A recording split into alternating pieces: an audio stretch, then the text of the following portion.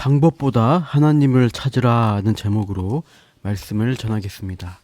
사사기의 패턴을 보시면 매번 하나님께서 이스라엘을 이방의 압제에서 구원해 주셨어도 이스라엘은 또다시 우상숭배에 빠지는 악순환에 빠지고 있습니다. 특히 앞서 사사기 10장에서는 이전보다 더 심한 우상숭배에 빠진 실상을 들추시는데 이스라엘이 숭배하는 7가지 우상들을 낱낱이 거론하시며 이들의 신앙적 타락이 얼마나 심각한지를 부각시키고 있습니다. 이제 다시 암몬 족속 등의 압제에 시달리게 되면서 이스라엘은 다시 하나님께 찾아와 부르짖으며 환난에서 건져달라고 간구합니다. 여전히 기회주의적 태도일 뿐이죠. 필요하고 아쉬울 때만 하나님을 찾으며 하나님을 잘 섬기겠다고 하지만 위기가 지나가고 나면 다시 세상 풍요를 약속하는 우상에게로 돌아가는 것이죠. 그래서 이번에는 하나님께서 냉담한 반응으로 그들을 구원하시겠다는 약속을 주시지 않습니다. 너희들이 택하고 섬기는 우상에게 부르짖어 구원받으라고 질책하시며 그들의 간구를 거절하십니다. 그러니까 이스라엘 백성들이 어떻게 하나요? 말로 호소해서 안 되니까 행동으로 재차 간구합니다. 정성을 들이는 거죠. 이방 신들을 제하며 여호와를 섬기는 행동을 보이면서 오늘 우리를 건져내옵소서라고 간청합니다. 이스라엘은 위기 모면을 위해서 어떻게든 하나님을 이용하려고 단계적인 협상의 대상으로 하나님을 대하는 것입니다. 그러나 하나님은 이렇게 기회주의적으로 나오는 이스라엘에게 바로 응답하지 않으시고 침묵하십니다. 다만 이스라엘의 공고함을 보시고 마음에 근심하시죠. 그리고 이어지는 장면이 일촉즉발의 대치 상황입니다. 10장 17절에 나오듯 암몬은 길르앗에 진치고 이스라엘은 미스바에 진을 치고 대치하는 장면이 나오죠. 그러나 전세는 역부족이죠. 이미 18년 동안 이스라엘은 힘으로 상대가 되지 못하고 억압을 받아왔던 것입니다. 그래서 이대로면 질 게 뻔한 싸움인데 전투에 능한 누가 좀 나서서 싸워주기를 바라는 제안을 합니다. 10장 18절 보시면 이렇게 되어 있죠. 누가 먼저 나가서 암몬 자손과 싸움을 시작하랴. 그가 길앗 모든 주민의 머리가 되리라. 머리라는 것은 통치자, 지도자를 가리킵니다. 누가 선두에서 싸워 암몬을 이겨준다면 요단 동편 길앗 전체에 지도자로 세우겠다는 솔깃한 제안을 하는 겁니다. 그러나 아무도 암몬과의 전쟁을 감당할 인물이 없는 것이죠. 그런 위기 상황에서 하나님도 도우시지 않으시는 가운데 길앗 장로들이 스카웃에 나서게 됩니다. 그게 바로 오늘 본문 11장 5절입니다. 암몬 자손이 이스라엘을 치려할 때 길앗 장로들이 입다를 데리고 오려고 돕당에 가서 길앗 사람 중에 나서는 자가 없으니까 입다라는 사람을 데리고 와서 암몬과 싸워야겠다는 결정을 내린 것이죠. 이 입다라는 인물이 싸움에 능한 용사라는 소문이 잦아있기 때문에 적격이라고 판단했습니다.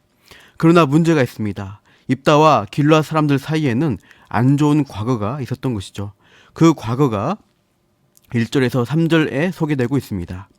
길앗 사람 입다라고 하죠. 본래 입다는 길앗 출신이었습니다.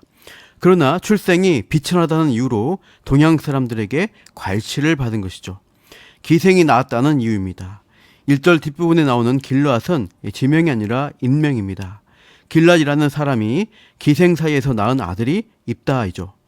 2절에 보니까 길앗의 본처가 아들들을 여럿 낳았습니다. 나중에 커서 보니까 본처에게서 난 자식들이 입다가 유산 상속을 받지 못하게 하려고 입다를 쫓아내는 것이죠. 기생에게서 난 천출이라고 서러움도 많이 받으면서 자랐을 텐데 장성에서도 본처 자식들이 합세해서 내쫓으니 얼마나 참담했을까요? 그래서 입다가 어떻게 했는가? 3절 이에 입다가 그의 형제들을 피하여 돕당에 거주하매 잡류가 그에게로 모여와서 그와 함께 출입하였더라. 여기서 잡류라는 말의 원뜻은 텅 빈 자들입니다. 입다처럼 차별받고 내쫓겨서 빈털터리로 텅 비어 모인 자도 있겠고 인생의 목적과 방향이 없이 그냥 막 살아가는 건달 같은 패거리도 모였다고 할 수 있습니다.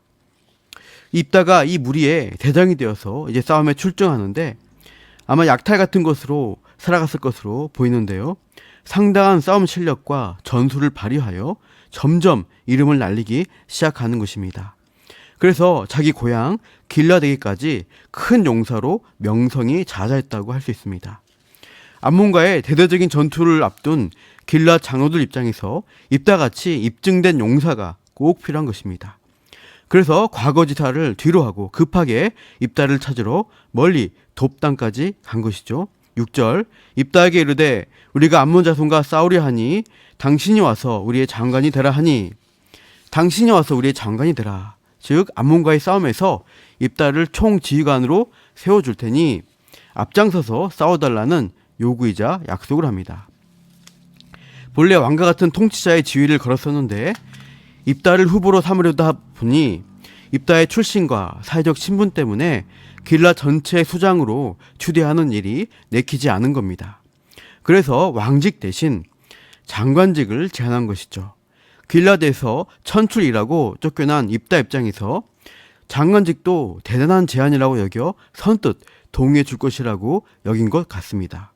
그러나 예상과 달리 입다는 장로들의 제안을 받아들이지 않습니다. 오히려 불편했던 과거지사를 거론하죠. 7절 입다가 길라 장로들에게 이르되 너희가 전에 나를 미워하여 내 아버지 집에서 쫓아내지 아니하였느냐 이제 너희가 환난을 당하였다고 어찌하여 내게 왔느냐 하니라. 입다 자신을 쫓아낸 장본인들이 길앗의 이복 형제들이었고 그런 일에 암묵적으로 동조했던 장로들 당신들이 사실상 나를 아버지 집에서 쫓아낸 게 아니냐. 그래놓고 이제 와서 환난당하니까 도와달라고 나를 찾는 거 아니냐. 이렇게 그들의 과거 실체까지 들춰내며 질책하자 장로들은 당황하며 그들의 마지막 카드까지 꺼내듭니다. 8절 중간에 이제 우리가 당신을 찾아온 것은 우리와 함께 가서 암몬 자손과 싸우게 하려 함이니 그리하면 당신이 우리 길랏 모든 주민의 머리가 되리라 하매 암몬 자손과 싸워주면 입다 당신의 길랏 모든 주민의 머리 즉 통치자가 될 것이다. 길랏 장로들이 입다와 벌이는 협상은 앞서 10장에서 이스라엘 자손이 하나님께 간구하는 장면과 유사합니다. 이스라엘이 하나님께 처음 호소했을 때 하나님은 하나님을 버리고 우상 숭배했던 과거 전력을 거론하시며 냉담한 반응을 하셨습니다. 입다도 길랏 장로들의 처음 제안에 과거지사를 거론하며 냉담하게 거절했죠. 그러나 재차 호소하며 더 정성을 들여 협상 카드를 제시하는데 하나님께서는 이방 우상을 제하며 하나님을 섬기는 태도를 보이며 당장 오늘 이 위기에서 건져달라고 간구하죠. 입다에게는 장관직을 제안했던 첫 번째 암보다 훨씬 큰 자리인 머리, 통치자의 지위를 약속해 주는 것입니다. 이렇게 위기 상황에 처하고 절박해지니까 하나님에게 매달렸다가 또 하나님의 응답이 분명치 않으니까 이번에는 입다라는 사람을 의지하여 어떻게든 도와달라고 점점 더 좋은 협상안을 제시하는 것입니다. 이렇게 급박한 위기 모면에 처해서야 하나님을 찾다가 그것도 안 되니까 그래도 해결 가능성이 있어 보이는 사람을 찾고 의지하는 이스라엘 사람들의 모습에서 믿음의 태도를 찾아보기란 참 어렵습니다. 어쩌면 입다는 하나님이 아니라 사람들이 세운 최초이자 유일한 사사라고 할 수 있겠습니다. 나중에 싸울 때 하나님의 영이 임하고 하나님이 승리케 해주시는 은혜가 있지만 싸움에 끼어들고 구원하는 역할을 수행하는 데 있어서 하나님이 먼저 부르시고 세우지 않은 사사가 입다라는 사실은 자명합니다. 인내하며 하나님의 뜻을 묻고 찾아야 하는데 당장의 필요와 효율, 성공을 위해서 인간적인 방법을 찾는 모습은 불신앙적이라고 밖에 할 수 없습니다. 애초에 우상숭배를 즐겼던 이스라엘 자신들을 되돌아보면서 참된 회개가 선행되어야 하는 것이죠. 그런 다음 하나님께 진실하게 더 나아가는 회복을 이루어가야 하는 것입니다. 설령 고난과 어려움에 시달리더라도 그 시간이 온전히 하나님을 알아가는 시간으로 삼는다면 결과적으로 유익이 될 것입니다. 시편 119편 71절입니다. 고난당한 것이 내게 유익이라 이로 말미암아 내가 주의 율례들을 배우게 되었나이다. 문제 해결이 오래 걸릴지라도 고난 가운데 인내하며 나아가는 것이 신앙에 큰 유익이 됩니다. 그러나 이스라엘 자손들 길랏 장로들은 당장의 해결만을 생각하니까 하나님의 도우심이 빨리 오지 않는다고 사람을 의지하게 됩니다. 또 하나의 우상 숭배와 같은 태도입니다. 물론 입다를 통하여 하나님이 역사하십니다. 그러나 길라 장로들이나 입다 역시 아쉬운 점들이 많이 보이는 것이죠. 10장 마지막에 하나님은 사사기 시대 백성들이 하나님을 이용하려고만 하는 태도를 거부하고 기다리시는데 반해 11장 오늘 본문 끝에서 입다는 길라 장로들이 제시한 마지막 카드를 받아들이며 반대로 길라 장로들을 이용해서 아웃사이더에서 중심 인물로 인사이더로 들어가려고 하는 것입니다. 이후 그런 연약한 인간적 협상을 통해서도 하나님은 구원의 은혜를 베풀어 주시죠. 그러나 서로 이용하려고만 하고 협상하여 위기를 타결하는 수준에 머물러서는 안 된다는 것입니다. 사랑하는 성도 여러분, 우리 역시 문제 상황에서 방법을 찾기에만 급급하지 않기를 바랍니다. 그런 상황에서 잠시라도 우리의 신앙을 되돌아보는 시간을 갖는 것이 필요합니다. 이 힘든 일을 통해서 더 근본적인 하나님과의 관계를 돌아보면서 우상과 죄악이 있다면 제거하는 회개의 시간을 가지면서 그래서 하나님과의 관계가 더 깊어지는 신앙적 성숙을 향해 나아가는 계기로 삼기를 바랍니다. 오늘도 방법보다 그분을 먼저 찾고 구하며 하나님의 도우심을 누리는 주의 백성으로 살아가시기를 축복합니다. 기도하겠습니다. 하나님, 우리는 문제 앞에 해결 방법을 찾고 구하기가 쉽습니다. 그러나 방법과 사람을 의지하는 것이 또 하나의 우상 숭배가 될 수 있다는 것을 깨닫습니다. 하나님을 이용하거나 협상의 대상으로 수단 방법으로 대하지 않고 인격적인 하나님을 목적으로 찾고 구하는 신앙으로 나아가도록 도와주옵소서. 고난당한 것이 유익이 되는 은혜가 오늘도 우리의 삶 가운데 있게 하옵소서. 사사기 시대와 같은 오늘 가운데 또 늘 함께 하여 주옵소서. 예수님의 이름으로 기도합니다. 아멘.